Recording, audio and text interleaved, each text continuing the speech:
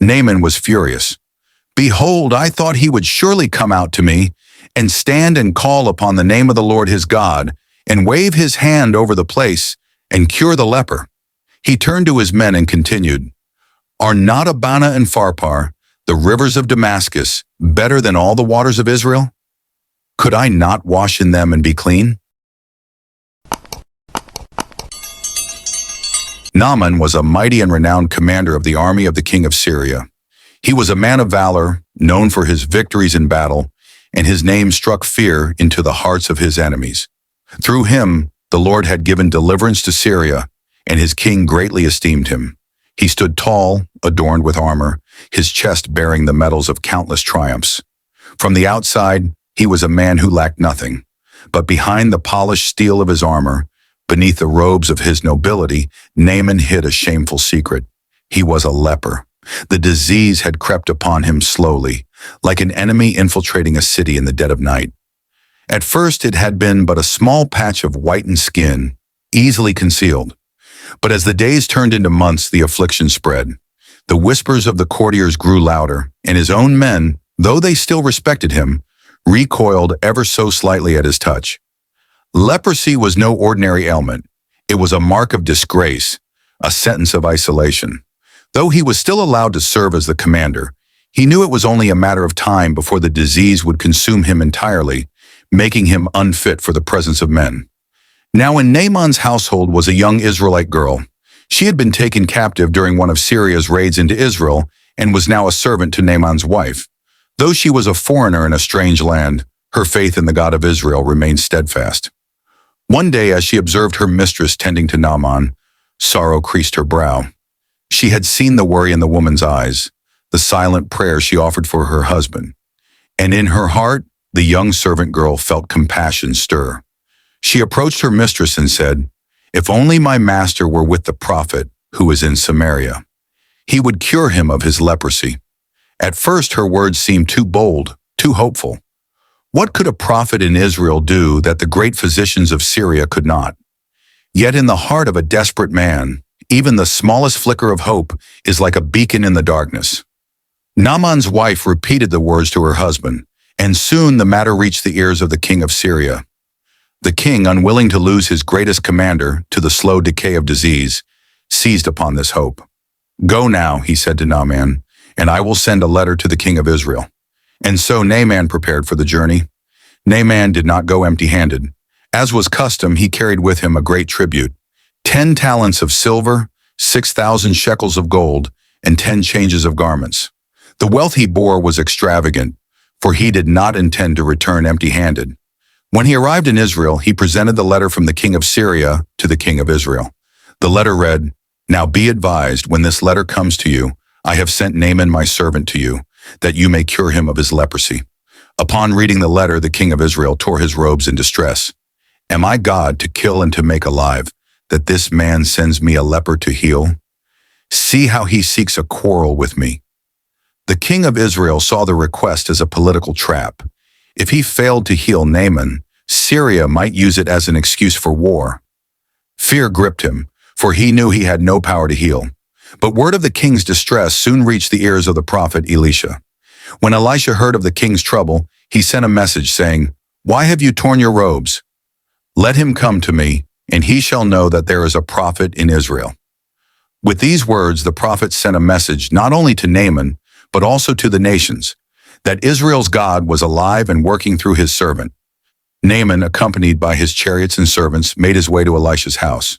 The commander expected grandeur. He imagined the prophet would come out with great ceremony, call upon the name of his God, wave his hand over the diseased flesh, and heal him instantly. But instead, when Naaman arrived at Elisha's humble dwelling, the prophet did not come out to meet him.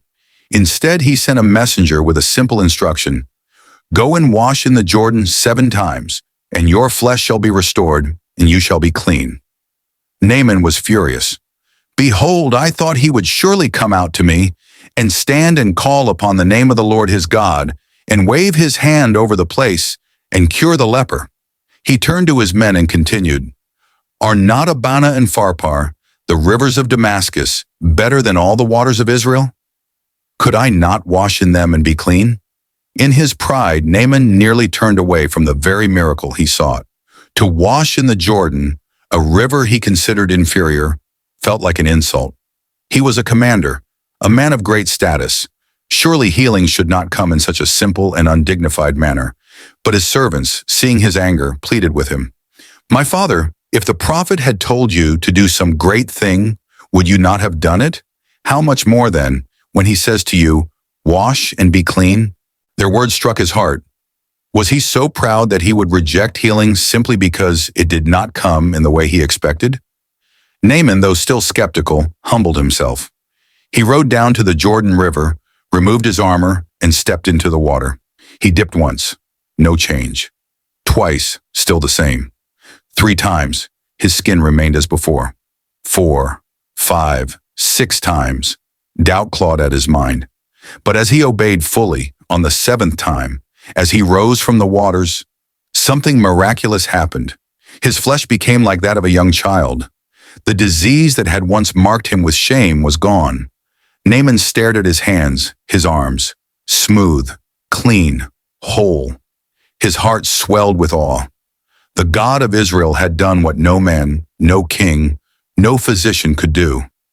Overwhelmed, Naaman turned his chariot back toward Elisha's house, his heart burning with a newfound understanding. He had come seeking healing, but he had found something far greater, a revelation of the true and living God. As Naaman returned to the house of Elisha, his heart was overflowing with gratitude and awe. He had come to Israel as a leper, carrying pride and doubt, but now he was leaving not only healed, but transformed.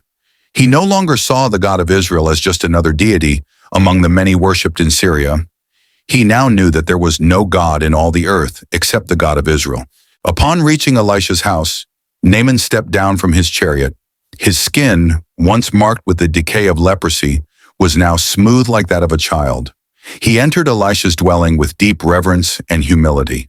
Standing before the prophet, Naaman declared, "Now I know that there is no God in all the earth except in Israel. Please accept a gift from your servant." Naaman had brought with him 10 talents of silver, 6,000 shekels of gold, and 10 changes of clothing, an immense fortune. He wished to give this wealth as an offering, a token of gratitude for the miraculous healing he had received. But Elisha, the prophet of the Lord, knew that the power to heal did not come from him, but from God alone. He would not accept any payment for what was purely an act of divine mercy. "As surely as the Lord lives, whom I serve, I will accept nothing," Elisha replied.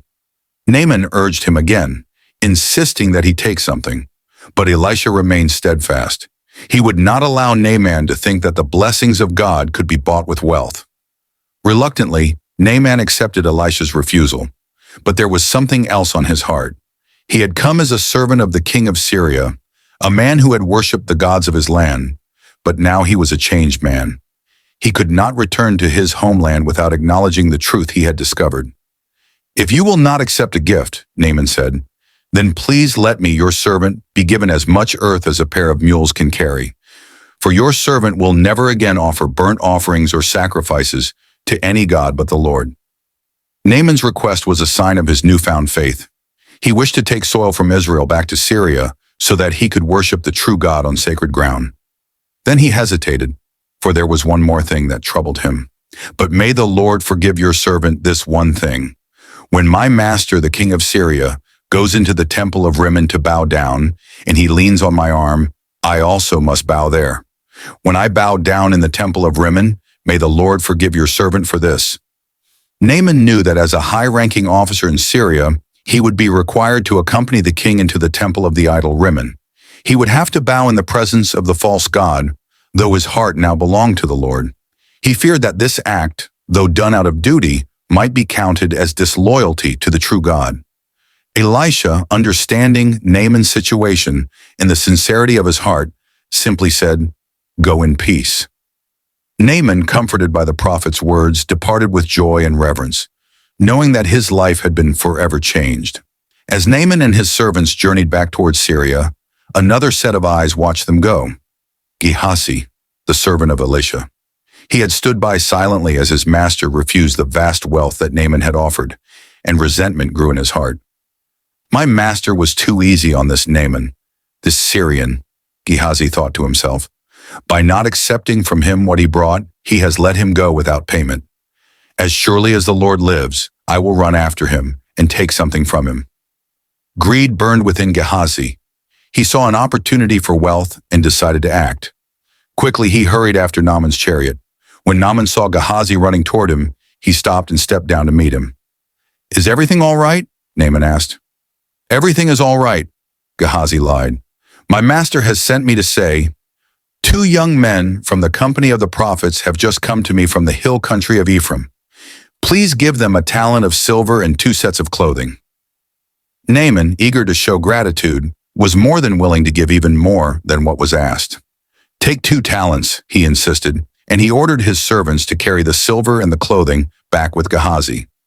Gehazi accepted the gifts and, once out of sight, hid them in his house. He thought he had succeeded in his deception. But when he returned to stand before Elisha, the prophet's piercing gaze fell upon him. "Where have you been, Gehazi?" Elisha asked. "Your servant didn't go anywhere," Gehazi replied, thinking he could conceal his actions. But Elisha, a prophet of God, knew the truth. His voice rang with divine authority as he declared, "Was not my spirit with you when the man got down from his chariot to meet you? Is this the time to take money or to accept clothes or olive groves and vineyards or flocks and herds or male and female servants? Because you have done this, the leprosy of Naaman will cling to you and to your descendants forever." At that very moment, Gehazi's skin turned white as snow. He was struck with leprosy, the very disease that Naaman had been cleansed of. Terror filled his heart as he realized the consequence of his greed and deceit. He had thought to enrich himself, but instead, he had inherited a curse. Naaman, once a proud commander, had learned that humility and obedience were the keys to receiving God's blessing. He had been healed not by wealth or power, but by simple faith and submission to God's word. Elisha, the faithful prophet, had demonstrated that God's miracles were acts of grace, not transactions that could be bought. And Gehazi, who should have learned from his master's example, had instead been consumed by greed. His love for wealth had blinded him, and he had paid the price with his own flesh. As Naaman returned to Syria, carrying the soil of Israel and the truth of the living God, he had been cleansed in both body and soul. He would never again worship false gods, nor forget the mercy that had been shown to him. Elisha, the man of God, remained in Israel, a steadfast prophet of the Lord, ever ready to speak the word of God and reveal his power to those who would listen. And Gehazi, once the trusted servant of a great prophet, now bore the shame of his disobedience. His story stood as a warning. While Naaman, a foreigner, had been healed through faith, Gehazi, an Israelite who should have known better, had been cursed through greed. Thus the tale of Naaman's healing came to an end, not only as a story of physical restoration, but as a testimony to the power of God's mercy, the importance of humility, and the dangers of greed. For truly the ways of the Lord are not like the ways of men, and his grace is given freely to those who trust in him.